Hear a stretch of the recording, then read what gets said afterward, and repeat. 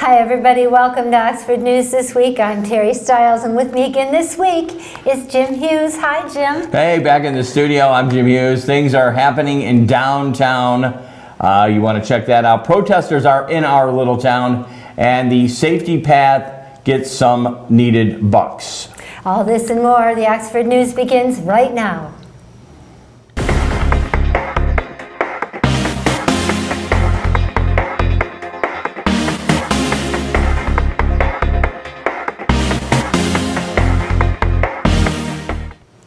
This past week has been a hubbub of activity downtown between the M24 construction and the governor lifting more restrictions from businesses, and businesses seeming to get a big welcome back activity in the downtown area is in the restaurants mostly. While most patrons are enjoying the outdoor dining, indoor services will soon become normal, but for now, according to Homegrown Brewery, reservations are preferred for indoor dining. Restaurants are reporting weekend-type numbers throughout the whole week, keeping their safety-trained employees wearing masks. It's been quite busy, Jim.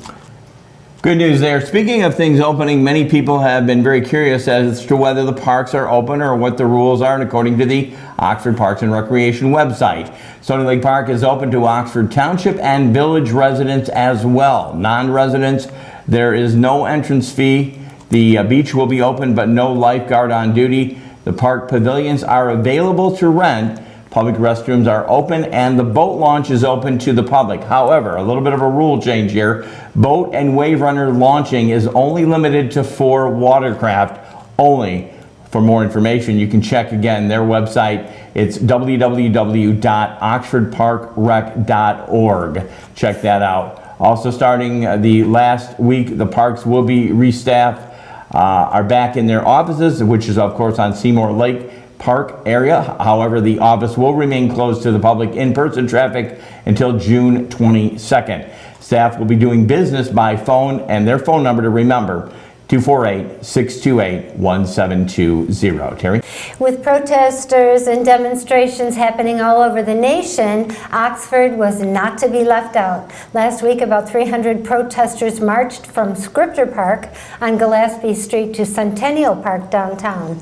Organized ahead of time by contacting the village police chief, Oxford native Andrew Jones led a bold crowd chanting "Black Lives Matter" or "No Justice, No Peace," and "Hands Up, Don't Shoot." Escorted by Oxford Village Police Chief Mike Sowald so he could keep the protesters safe from traffic, Jones said it was an amazing moment for he and the chief to agree on everything, and felt the support was what made him feel comfortable to do the protest. A Black American, Jones said protesting in big cities are getting most of the attention, and the predominantly white communities like Oxford where the movement needs to happen, because the majority of America is here. Jones led a moment of silence for all lives lost through police brutality, and the crowd dispersed without incident. Last winter, when Oxford Township created a brand new position, they hired CJ Carnacchio as the communications and grant manager. They were hopeful the position would reap rewards for the township, and so far Carnacchio has not disappointed anyone. Once again, the newly minted grant writer was successful in writing a $50,000 Safety Path project grant awarded by the Ralph C. Wilson Jr. Legacy Fund. The funds are from Design and Access Grant to support the entire cost of the engineering design of an over 5,000-foot pedestrian safety path, which will be built along the west side of the North Oxford Road. That, of course, is up by the Oxford High School to Ray Road. According to Carnacchio, the efforts to secure the construction funding are ongoing. The purpose of the project is to increase the walkability and bikeability in the area, giving Oxford High School student pedestrians a safe route to use when traveling on foot or with a bike between the school and M24 business. Congratulations to both the township, the residents, and of course, we want to thank CJ. To all homeowner associations in Oxford Township and the village, the township is gathering contact information for all of the HOAs in the community. They're wanting names of board officers, particularly presidents, phone numbers, email addresses, and home addresses so they can have it on file to better serve the residents. You are requested to contact Assistant Treasurer Lindsay Young at capital L, capital Y, O-U-N-G at oxfordtownship.org. For those of you in the Oxford Township, the Oakland County Road Commission and the township will be teaming up efforts to eradicate Phragmites, the invasive species of reed that causes safety and environmental problems.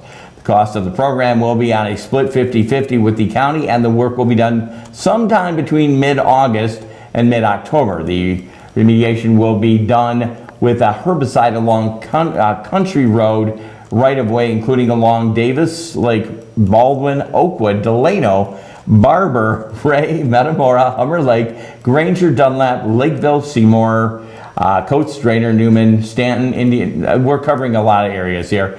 To learn more about Phragmites, I know I'm going to log on, and other invasive species of plants, you can visit the Oakland County website, Oakland County SISMA website at oaklandcountyiinvasivespecies.org to find out about your Phragmites. Terry. Some hopeful news for small business owners still needing financial assistance. There is still hope. Oakland County Executive David Coulter is seeking a $32 million grant to help retail stores, restaurants, and personal services businesses such as salons and fitness centers that were impacted by the pandemic. Coulter will ask the County Board of Commissioners for money allocation to create Oakland Together Economic Recovery Grants. They will provide an immediate infusion of capital to support payroll expenses, rent, mortgage, utilities, and other similar expenses in the ordinary course of business. The funds would come from CARES Act money allocated by the federal government. If approved, the program will start July 1. Online applications would be accepted then, and the deadline for submissions would be August 25th. If approved, the funds are intended to support profit businesses with anticipated losses from March through July of 2020. Jim? Residents with the mosquito problem, my kind of bug there, a population issue, will be happy to hear Oxford Township Treasurer Joe Ferrari has 45 cases of slow-release larvicide briquettes. What does that mean to you and I? Well, that will treat up to 100 square feet of standing water, coming soon for residents to pick up for the magic price of free of charge on a first-come, first-served basis. This is while supplies last. The packs will be handed out to walk-ins, no pre-orders or setting aside. You have to walk in for now. There will be a limit of 6 2-packs per Oxford household. If you'd like more information, contact Treasurer Joe Ferrari by calling the Township office at 248-248-9787. The Oxford Free Methodist Church once again began gathering for their 10:30 worship service.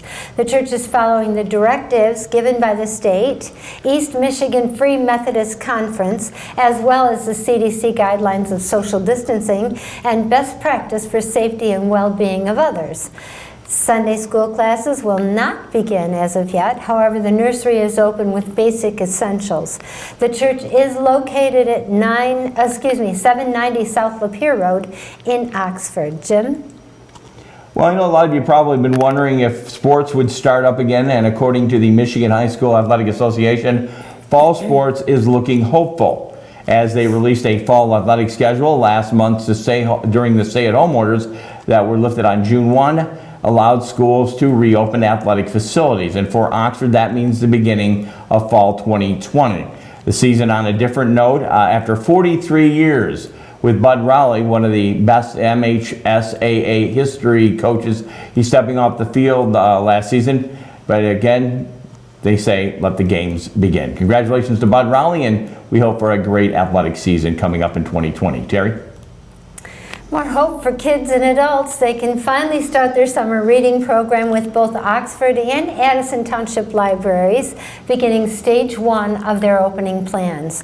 While the buildings are still closed to the public, curbside pickup and limited patron services are now available at each location. Staff are returning to work to place orders and hold items through the online catalog or by calling the library. The drop-off is also open for returns.